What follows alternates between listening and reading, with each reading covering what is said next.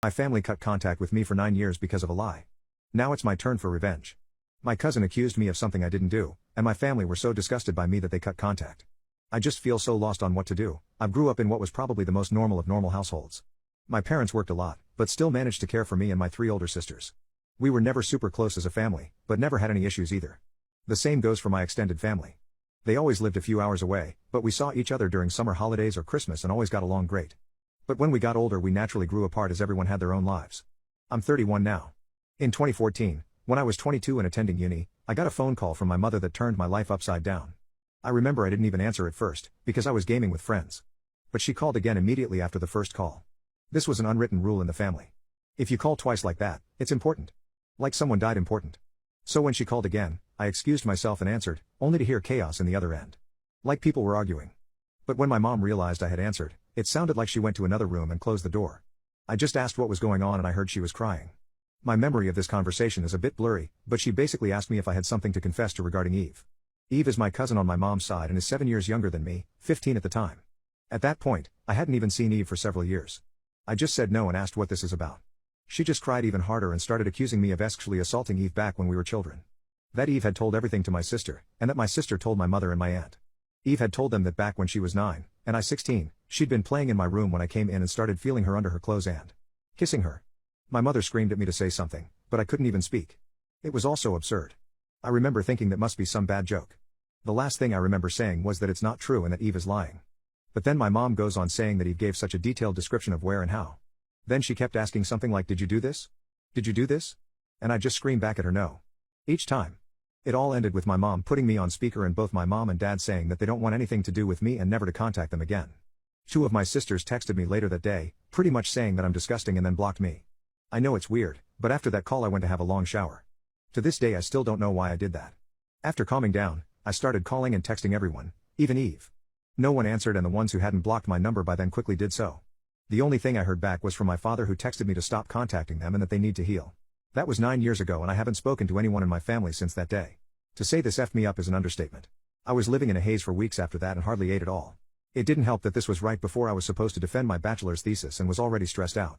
Luckily my co-writer sensed something was up and saved me by controlling the conversation so that I got the easy parts. Without him I am sure I would have failed. Needless to say, no one came to my graduation. Then started the worst period of my life. I spent the first year expecting the cops to knock on my door and arresting me for sexual abuse. I didn't land any jobs, just living off my saved money. I drank a lot and did oxy. I also grew resentful and violent. The only reason I didn't hurt anyone is because no one was around. My neighbor called the cops on me once after I had smashed a glass. But I managed to convince the officers that I had just dropped it, and they went away since there were no others inside my apartment. Instead of sleeping, I spent my nights planning how I could hurt Eve and make sure no one ever found out. Even thinking how I could actually do the things she'd accused me of, but much worse. I know, I'm not proud of that. I landed my first real job in my field in late 2015. Only then did things start to improve. I focused all my time on my job, as it gave me something normal to do. Recovery was a slow process, but I drank less, sober now for 4+ years, and smiled more. I lived cheap and earned good money, so I made a point of buying myself a nice gift for my birthdays, a VR headset, a motorcycle, Lego etc. And last year I moved from my shitty apartment and bought a small house. It was an old dream of mine to have my own garage and a garden to care for. This has boosted me even more.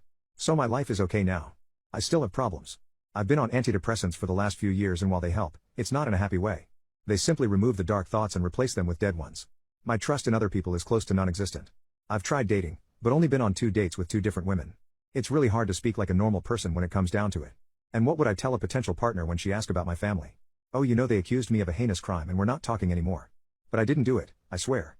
My field is very male-dominated, so the only woman I really speak to is my therapist, who I like a lot. If this text was difficult to follow, I apologize. I'm not good with words on the best of days, and I started rambling a bit when it all came back to me. It's already getting long so I will fast forward to my current issue. A few days ago, I received a text from my mother. It felt unreal and I was scared to open it at first, so I just stared at the notification. For hours before opening it. Yesterday, another text followed. Translated, they basically say, Text 1, "Hi, it's been so long since we talked. We miss you and want to know how you're doing." Here she writes a long text about my sisters and how my nieces and nephews are getting big. I didn't even know I was an uncle. Know that we love you and always will. Mom and dad text too, "Hi, we understand if you don't want to talk to us after what happened, but please listen. Last month, the subject of you was brought up at a family gathering. During this, Eve was downplaying everything that had happened to her. It got so awkward that she finally admitted that nothing happened and that she probably just dreamt it. We were all appalled by this.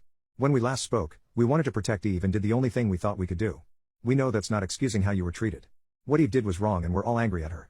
We have called everyone that knew and told them the truth. We all want to speak with you and your sisters want you to meet their families. Please write back if you can find it in you to forgive us. Mom and Dad. So yeah. That's my situation right now. I haven't answered, but they no doubt know I've seen it. Truth be told, I'm seething. So many old, SHT memories are now stirring again. I don't want to forgive them and I wouldn't trust myself to be in the same room as them right now. Part of me wants to call my family and unleash everything on them, to guilt them with everything I went through until they all hit their rock bottom. Then dedicate my life to making my cousin's life as miserable as possible. The other part wants to ignore them and continue with my okay-ish life with my motorcycle and my garden to keep me company. I don't have any friends. The only people I speak to are my coworkers, but we're not really close. I've called my therapist's clinic, but they told me she's on vacation and won't be available for weeks, and I don't want anyone else than her.